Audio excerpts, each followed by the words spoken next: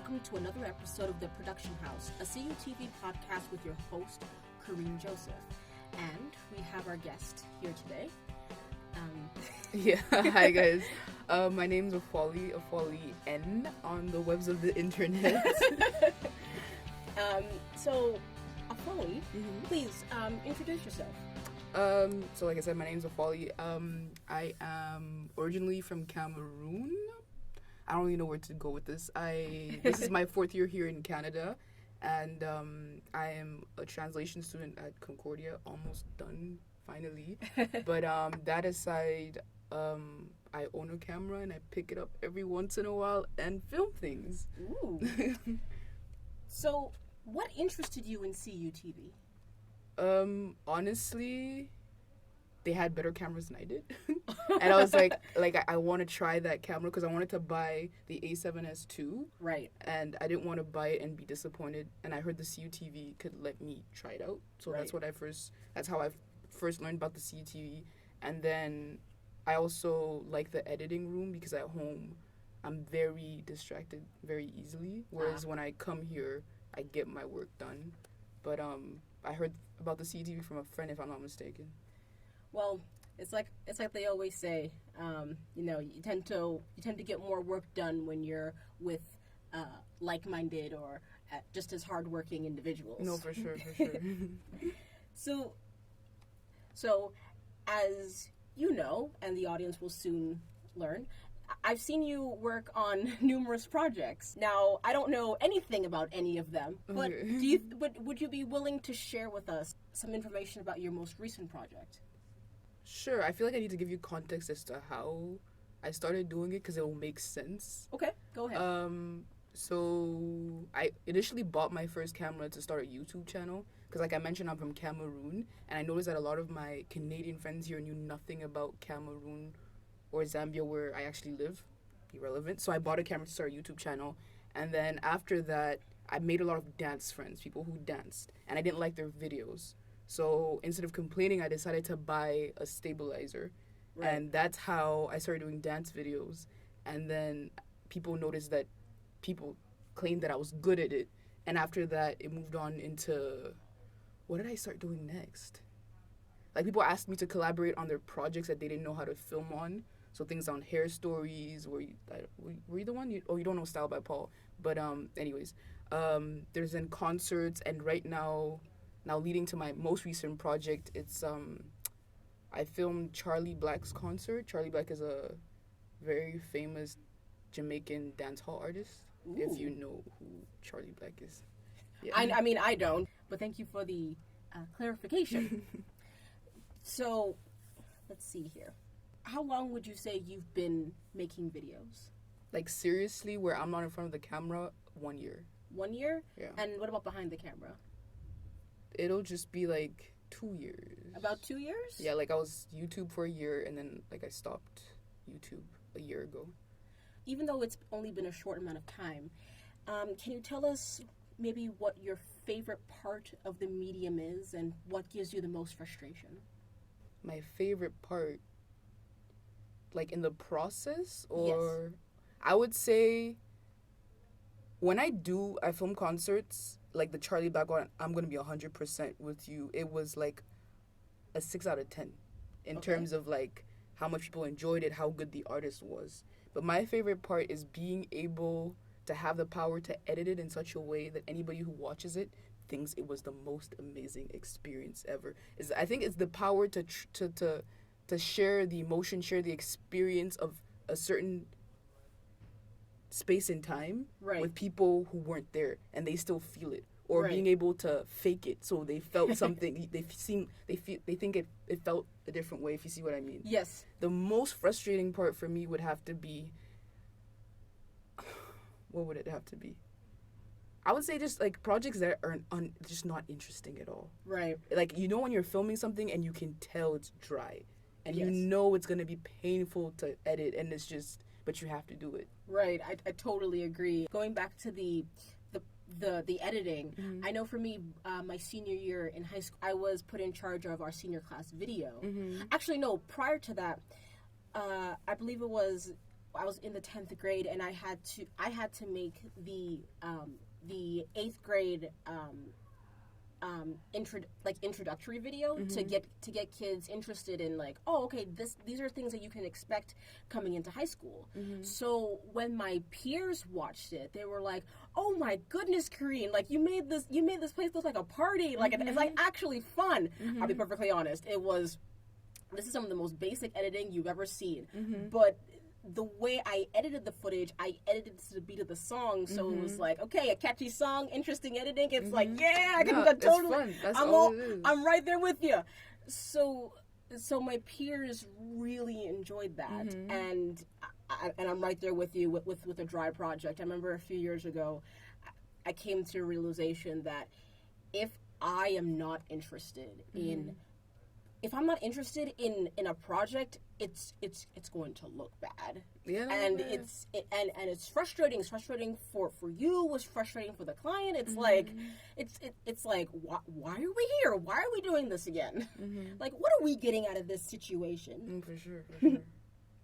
Would you consider yourself someone that, because you've immersed yourself in the video production process, would you consider yourself someone who watches films or appreciates films?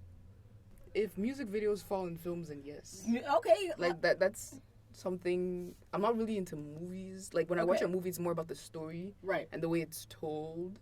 Whereas a music video, I'm really looking at the way they shot it. Also the story, of course, because, I mean, there's a storyline to a music video, but really the way they shot it, the way they bring you into a world that's supposed to express either the emotions or the emotions related to the words in the song, right, or the melody, things like that.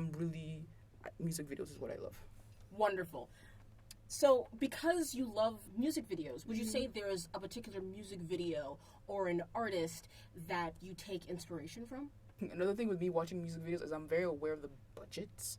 You know what I'm saying? So when I'm looking at music videos and I'm like, whoa, it's Kendrick Lamar's music videos. And I'm just like, every single one, it's crazy. But obviously they have so much money, so they can literally do anything they want. And it feels like it's just like every dream either the director has or he has goes into the treatment, and it literally comes to life in the music video. Whereas people that are a bit more humble, I would have to say Clarence Peterson. He's a Nigerian music video director. Okay. And he's changed the game in Nigeria. Like, his videos are amazing. But like, are there any like particular elements that you take from them and that either you've already used in your own work or you aspire to use in your own work? The storytelling part of it. The storytelling part. Like, I feel like any artist can make any song, and like their songs are a reflection of either their emotions or actually their songs are a reflection of their experiences. And in order for someone to relate to it, in my opinion, the easiest way is to give them some sort of a storyline. Okay. Whether it's a story with the colors you show them, whether it's a story with the lights you show them, meaning going from very bright lights to darker lights, whether it's actually telling them a story like boy meets girl, boy likes girl, so on and so forth. Right. So I feel like that is the most, like, that's what I really like to look for in music videos. Was that the question? It's a good answer. Okay. I mean, there is no right or wrong answer. It's what all of this is what works for you. Mm-hmm. Going back to CUTV now, how would you? I mean, I know you said that you have only been, you did. You got into video for YouTube, and then you started doing more. Would you say it's more commercial work, or you were doing work for friends, or? It started off as for friends. Okay. Yeah, but then very quickly, I realized that I enjoyed it, but in the most humble way, I was also good at it. Right. And anybody's time is money, so it became like commercial, I guess. So yeah. So, going back to CUTV, how would you say that CUTV has helped you in your own career, aside from getting to try out the A7S cameras? Maybe this is to my disadvantage, but like when I come here, I'm like, I'm coming, I'm gonna work, and then I leave. Okay. I mean, So like I when I think about maybe looking at different people's projects as well, seeing the way they film things or the way they use the same equipment as I do is always very interesting. It gives me a different perspective. So if anything, I've learned a lot from other people. so who just work observing here. Yeah. their own workflow. Yeah. No, I think that's great. Like, Okay. yesterday I interviewed Yanis, and for months, like, I all I would see is him just editing all the time, and I would see the different shots that he got, and I'm like, dude, I want to learn how to do that. I would see all of these different camera angles and effects, and I would think, oh, I can't do that because a big production team did that. And then I see someone like Yanis doing something similar with a way lower budget, like maybe just the camera alone, and I'm like, dude, how did you do that? I want to do that. Teach me your ways, sensei. Like, that's how I feel. So I'm right there with you. When I see different, it's like you have this vision, and you know what's possible because you saw someone else do it. Yeah. And then when another individual comes into your life and they, you may not be friends with them, but you work with them. It's like, yeah, I want to be able to do that too, and here's someone that I know could potentially teach me how to do what they're doing. So I also love CUTV for that as well. So what is one thing you hope to gain or feel like you have gained since joining CUTV? Honestly, like, figure out what I want to do in terms of what types of videos I want to do. Because I feel like where I stand right now, I do a lot of everything. But the more I've spent time here, the more I've seen other people's work, the more I've worked on my own projects, I'm starting to find my niche. And I hope that through this, I'll figure it out 100%, and then, Right. build a business and take over. You hope what? I'll find my niche. You'll find your niche? Yeah. Yes. Absolutely. I too am also trying to find my niche. I love film. I love making videos, but I find myself being more like, I prefer to tell the stories. I know the stories I want to tell, and I find myself being like, yeah, there's certain stories I want to tell, but film might not be the best option. So I find myself going back and forth between different mediums, maybe spoken word content, or right now I'm in the middle of writing a webcomic. Okay. And let me tell you, it really takes a lot of time. No, for sure. I can only imagine. I mean, it's one thing to write the script, and then you have to draw it all out, and whew. Oh, wow. Okay. Yes, but we'll save that for another interview. No, for sure. So at this part in the interview, I'd like to invite you to, if there's say like a project or a website or something that you're working on that you would like to promote. Like, now would be like, okay. now is your time to go in and talk about it and get excited, because like I said before, I've seen you edit a lot of projects.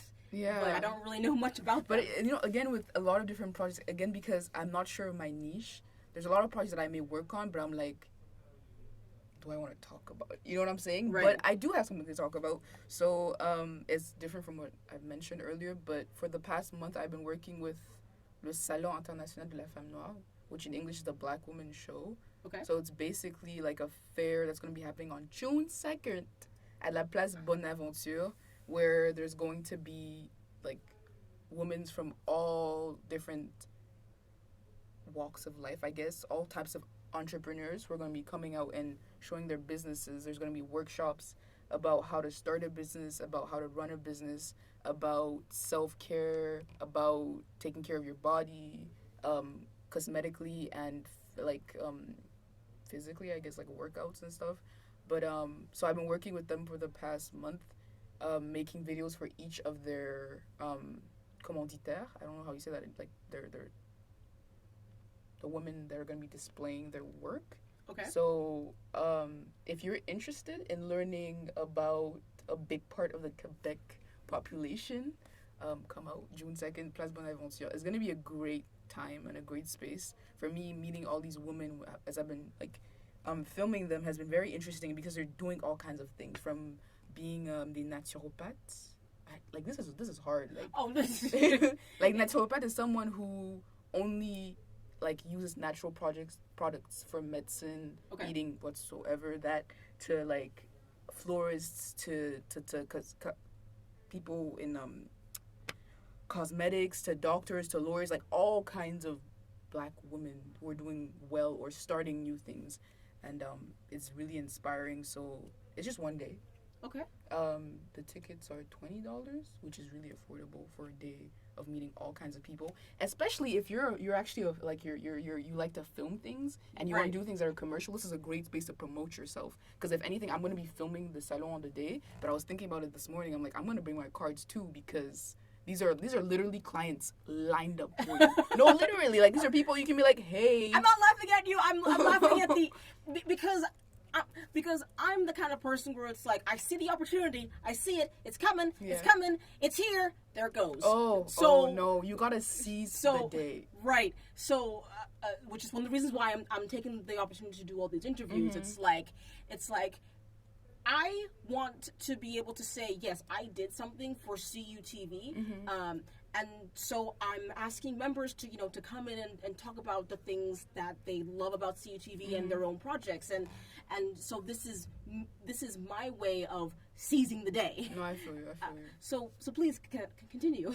Le 2 juin, à la Place Bonaventure. Come out, either you're interested in seeing what these women have to say, or you're interested in promoting yourself, because if anything, I feel like, and I've heard this happen a lot here, and it kind of breaks my heart when I hear people who are very good, better than me even, but who aren't charging for their work, which is like it's not always about money, it's not, but like put value on your work, because the more you don't, the longer you go without like getting that respect, and then it gets harder and harder to get to a point where you can be like, okay, like this work costs this much, but it's like, it's been so long, you've been doing it for free, like how are you gonna, you know what I mean? So if you're in a position where you don't know how to approach clients, or you don't know how to start like charging, maybe go to a space and look at basically a buffet of clients and look at their different products or different services and be like, okay, what could I give them? And if I did, how much time would it take me? So on and so forth. Talk to them, like figure out in your head, okay, if I was going to work on filming would take me 3 hours, editing would take me 10 hours. Am I charging them per hour? Am I giving them like just come out, you know what I'm saying? Meet different people, figure out your place on the market, value your work. Right. Because another thing I feel like is people in the arts, our work is seen as like, yeah, a lot of people contact me talking about, let's collaborate. Personally, I don't answer those messages anymore. Like, I don't. Why is that? Because for a long time, but the thing is that I know the community that's coming to me. Okay. And I'm African, and the African community, a lot of they're not willing to pay you, which is not always that. You know what I'm saying? Right. But like, there's a lot of people who just want to take your time. Right. You'll work on something for months, and they'll tell you, oh, we'll give you exposure. And it's like, you have 1/10 of the number of followers that I do, so what exposure are you giving me? Right. You know what I'm saying? Or like, it's like collaborations are great, and I don't do all of them, I do some of them, but it's like, it needs to be projects that speak to me. You know what I'm saying? Like, am I interested in this? Are the goals something that align with my morals and values? You know, things like that. Then I'm like, okay, let's work on something together. Right. But if not, like, people just saying, let's collaborate, and they're high key just using you.